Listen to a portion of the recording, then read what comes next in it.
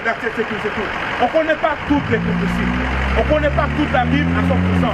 Parce que ce qui est important, c'est qu'on connaît la loi et les commandements. C'est pour ça que Paul a dit, vous devez retourner au lait spirituel. Le lait spirituel, c'est la base, c'est les lois et les commandements. Ok, ça va me donner à quoi, réponds à cette question-là, ça va me donner à quoi de connaître les plus grandes prophéties de la Bible. Est-ce que ça va me sauver, ça? Non, ça ne va pas me sauver. Non, alors qu'est-ce qui va me sauver? Qu'est-ce qui va me sauver?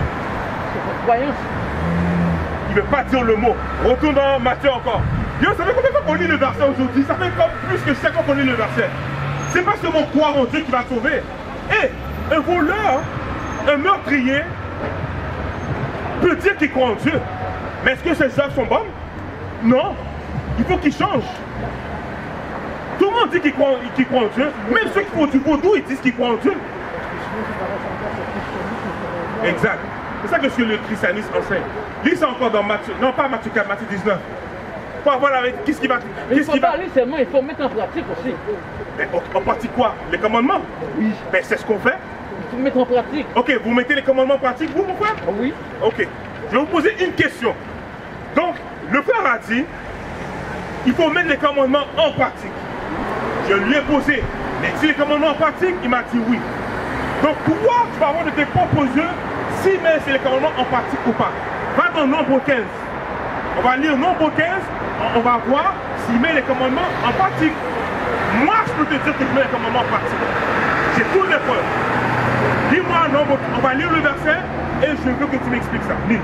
Le livre des Nombres, chapitre 15, verset 38, parle aux enfants d'Israël et dis-leur, mon frère, au cas où tu ne saurais pas, tu es enfant d'Israël. Si tu ne sais pas, tu le sais aujourd'hui, tu es enfant d'Israël. Lis. Et dis-leur qu'ils se fassent de génération en génération. Donc, qui veut dire en tout temps, de génération en génération, lis. Une frange au bord de leurs vêtements. Mon frère, as-tu une frange dans tes vêtements? Ça, c'est de commandement. Bah ouais, frange, non, chandail. Bah ouais, frange. Bah ouais, frange. Exode 20, verset 8. Là, on a vu un commandement qu'il n'observe pas. Exode 20, verset 8. Exode 20, verset 8. Ça, c'était dans Nombre 15, à partir du verset 38. Ouais, Exode 20, verset 8. Donc, le père a dit qu'il observe les commandements, il les met en pratique. J'ai lu un commandement, il ne le met pas en pratique. Donc, je vous dis, les chrétiens sont des hypocrites, man. Lis ça. Le livre d'Exode, chapitre 20, verset 8. Lis. Souviens-toi du jour du repos pour le sanctifier. Ok, le jour du repos, c'est le sabbat. Deuxième question, mon frère. Est-ce que tu observes le sabbat? Mon ami. Non, oui ou non? Sur cette terre, Répétez ça ou pas? Tout le temps sur cette terre-là, après vous ne pouvez pas oublier ça. Ah oui, quel verset qui dit ça? C'est dans Deutéronome 29, je pense. Ok, Deutéronome 29, pas dans Deutéronome. À continuer. Quel verset? À continuer. Ah, alors, faut que tu me donnes le verset, mon frère. Faut que tu me donnes le verset. Parce que le frère vient de dire que sur cette terre, on ne peut pas observer le jour du sabbat. Mais si tu es un imitateur de Christ. Le jour du repos, c'est ça que je dis. Mais repos, c'est sabbat. Repos, c'est sabbat, mon frère. Quand on parle du jour du repos, on parle du jour du sabbat. Parce que si tu es un imitateur de Christ, excuse-moi, mais tu as observé le sabbat. Parce que Christ a observé le sabbat. Paul a observé le sabbat. Le sabbat fait partie des... Bon, regarde. Est-ce que tu peux tuer? Nous sommes des adventistes, non? Hein? Si nous sommes des adventistes? Attends. On peut tuer. On ne peut pas tuer, hein? C'est comme le commandement. Donc, de la même façon que tu as observé ce commandement-là, il faut observer le sabbat. Pourquoi tu as dit adventiste, mon frère? Non, on ne va pas aller plus loin parce que... Non, mais pour ça on dit adventiste. Adventiste pas dans la Bible. Le sabbat, c'est pas pour les adventistes. Nulle part dans la Bible, tu vas voir que Dieu a donné le sabbat aux adventistes. Dieu a donné le sabbat au peuple d'Israël. Les adventistes, là, c'est pas une religion de Dieu, ça.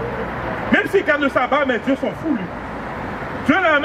Dieu t'a pas appelé adventiste, Dieu t'a pas appelé témoin de Jéhovah, Dieu t'a pas appelé baptiste, pentecôtiste, Dieu pas très long comme ça. Ça, c'est net blanc qui bat nous, religion, ça y est, dans l'esclavage. Pas connaître sous compte. C'est Adventiste, oui? Non. Non, ok. Non. Mais Adventiste, tant mieux. Je ne souhaite pas retourner à Adventiste un jour. C'est Pentecôte. Pentecôtiste? Vous comptez qui monde qui crée Pentecôtiste? Qui monde? Qui est? Charles Faram. Vous connaissez qui Charles Faram? Charles Faram, son maître esclave. C'est Charles Faram qui venait avec doctrine parler en langue. C'est Charles Faram qui. Bon, Charles Faram était esclave dans Cali. Pentecôtiste prend naissance dans les années 1800 à peu près. Et où était le peuple? En esclavage à cette époque-là. Ok? Pentecôtiste n'est pas dans la Bible. On va jouer une Pentecôte dans la Bible, non pas besoin de Pentecôtiste. Dieu ne t'a jamais ordonné de t'appeler Pentecôtiste. C'est une personne. Hein? Pentecôtiste, c'est une personne. Non! Pentecôtiste, c'est un nom. C'est un nom qui a été inventé par l'homme. Pentecôte. Non, la Pentecôte, c'est une fête. Ok, vous c'est Pentecôtiste, mais est-ce que vous avez fait Pentecôte? Voilà, excuse-moi mon frère, laisse-moi vous dire ça ouvertement. Voilà l'hypocrisie des chrétiens. Ils se nomment pentecôtistes, mais ils n'observent pas la fête de la Pentecôte. Ça, c'est incroyable. Ça là, pour de vrai, c'est comme... Tu dis que tu es pentecôtiste, mais tu n'observes même pas la fête de la Pentecôte. Mais pourquoi tu dis que tu es pentecôtiste? J'aimerais avoir une réponse. Moi, si je dis que je suis israélite, je peux te prouver avec la Bible et je peux te répondre pourquoi je dis que je suis israélite. Donc si là tu dis que tu es pentecôtiste, tu dois être capable de me répondre pourquoi tu es pentecôtiste.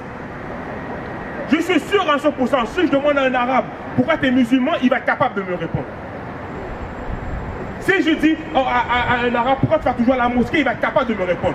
Mais si tu es chrétien, pourquoi tu es pentecôtiste? Tu entends les mouches, tu entends les abeilles, tu n'entends rien. Non! Dieu t'a pas appelé pentecôtiste, mon frère.